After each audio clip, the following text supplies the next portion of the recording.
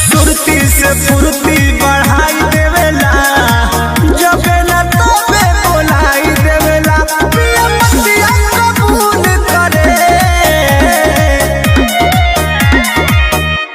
गरम होन त कूल करे, गुल फाके कब फूल करे। गरम होन त कूल करे, गुल फाके कब फूल करे।